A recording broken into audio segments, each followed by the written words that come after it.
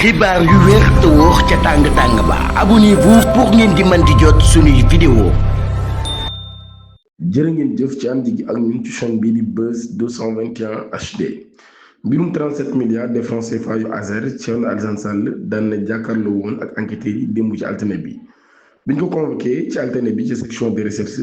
de la gendarmerie de Colobane le député Thierno Alassane Sall taas daan na génn ginnaaw juróom-benni waxtu yoo xam ni moom lañ ko diglu mu daal di am nag ab ton offensif et muni des documents bancaires transmis par la justice espagnole. Leader bu république des valeurs bii di Thierno Alassane Sall buñ sukkandiku ci l'Observateur daan nay xam ne ni jox na ay éléments en béton sur le circuit financier du marché de 37 milliards de francs CFA destinés à l'électrification rurale. Pratiquement rien n'est arrivé au Sénégal. ginnaaw bi nga xam ne jàkkaarloo na ak presse bi moom parlementaire bi daan nay réitérer accusation yi nga xam ni daan na koy defoon muy accusation yu garaaw loolu ci cession des fonds du contrat liant l'Acer à la firme espagnole AEPAO EPC. Selon lui, sur les 37 milliards de francs CFA 7 milliards ci boppam nag daal daan nañ ci fay ay prime la des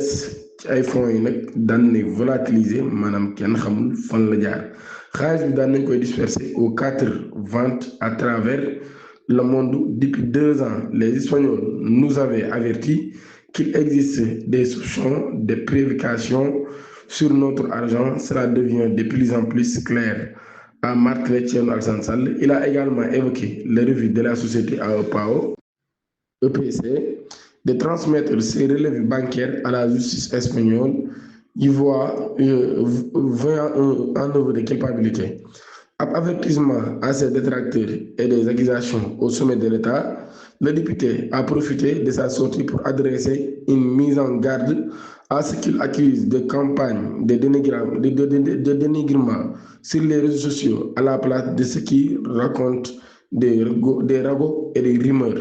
mu ni nag daal je me ferai du souci car l'enquête va se poursuivre jusqu'au bout ici au Sénégal mais aussi en Espagne. loolu laa di xamle moom Thierno Alassane Sall nag ba tey nag daal mi ngi mettre également en cause d'éventuelles protections politiques dans ce dossier nag daal mu ni il y a des gens tapis dans les plus hautes sphères de l'État qui savent ce qui s'est passé et qui ont refusé qu'on enquête, qui ont fermé la bouche, les yeux et les oreilles, et on entrepris une opération de camouflage. Ce ne sont pas des complicités des fonctionnaires ordinaires mais des complicités au plus haut niveau de l'État. loolu la Thierno Alassane Sall daal di xamle mu ne jamono jii nag mbir mi ngi ci loxoy enquêteurs yi gendarmerie de Colobane qui selon le député dispose de suffisamment d'éléments documentés grâce à la coopération entre Dakar et Madrid pour boucler rapidement les investigations.